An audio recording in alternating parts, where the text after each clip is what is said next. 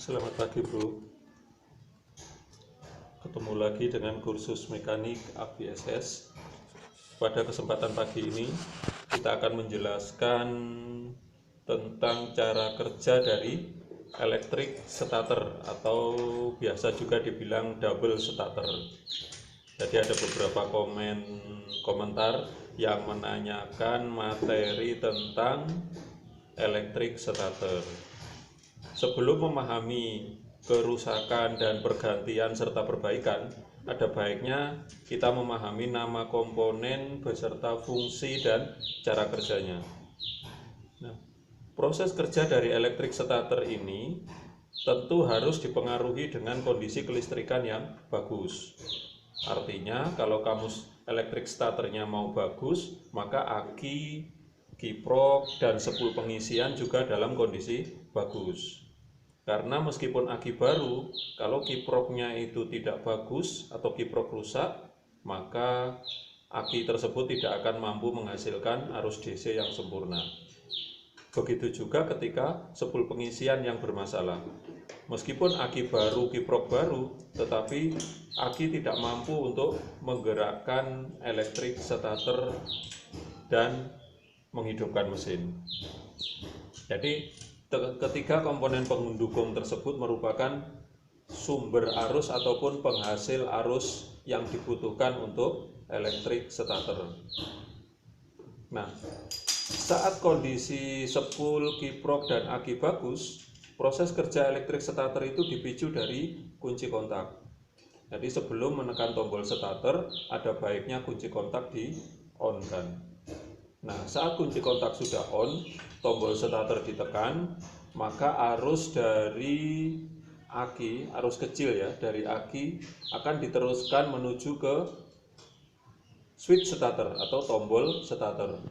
Dari tombol starter itu, arus akan dialirkan menuju ke bendik atau relay starter. Nah, yang ini, bendik atau relay starter. Kebetulan untuk Suzuki, arus yang keluar dari relay starter, arus yang keluar dari switch starter itu warna kuning strip merah.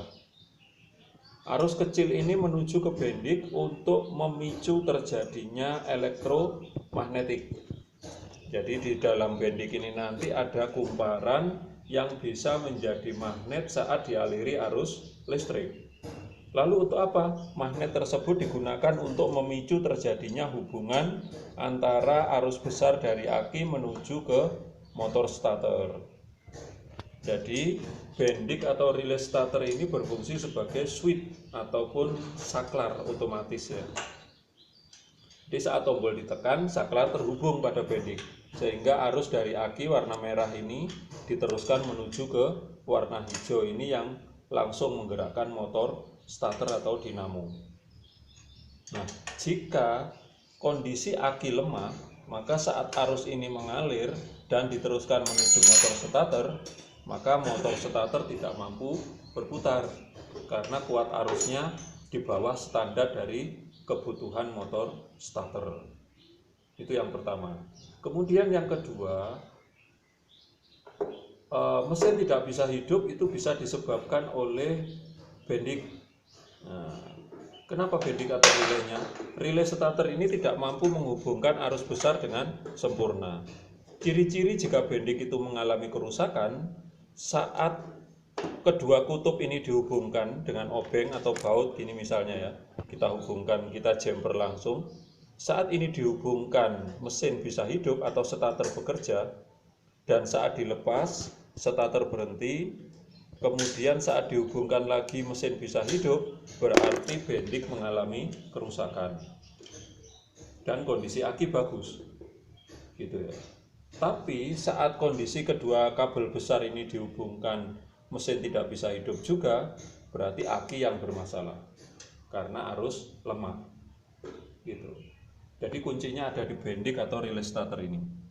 Nah, jika kondisi aki sudah bagus, kiproknya sudah bendiknya sudah bagus, relay starter bagus, tapi mesin tidak bisa hidup juga, berarti kamu harus bongkar ke bagian ini dinamo atau motor starternya. Bisa jadi motor starter itu mengalami keausan pada bostelnya atau sikat starter, arang starter atau bostel.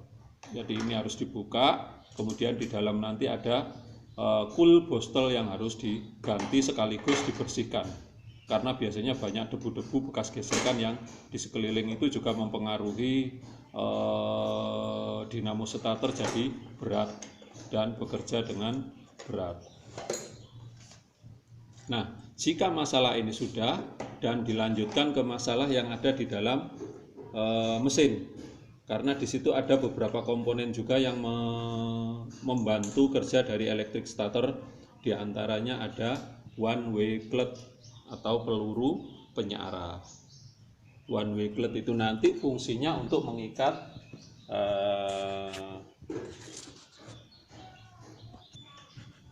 nah ini dia, one way clutch ini berada di belakang magnet berupa peluru per dan rumah per.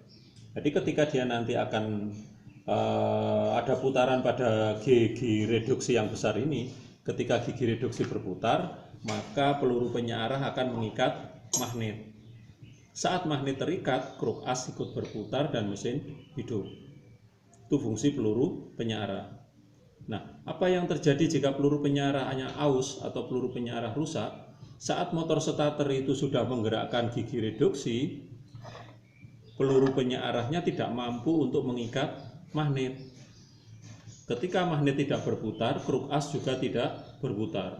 Jadi gigi reduksi atau gear besar ini berputar sendirian, tidak mampu menggerakkan kruk as dan piston sehingga tidak terjadi penghidupan mesin. Nah, ini kuncinya berada di peluru penyearah ini. Jadi itu yang paling berpengaruh. Sehingga elektrik starter bisa sempurna atau tidak dipengaruhi oleh 5 faktor tadi. Peluru penyearah yang bagus, bostel yang bagus, dinamo starter yang bagus, bendik yang bagus, aki yang bagus, dan kiprok serta spool pengisian. Kurang lebih seperti itu. Jika ada yang kurang jelas bisa ditanyakan lagi bagian mana yang perlu diperjelas lagi melalui kolom komentar. Terima kasih, selamat pagi.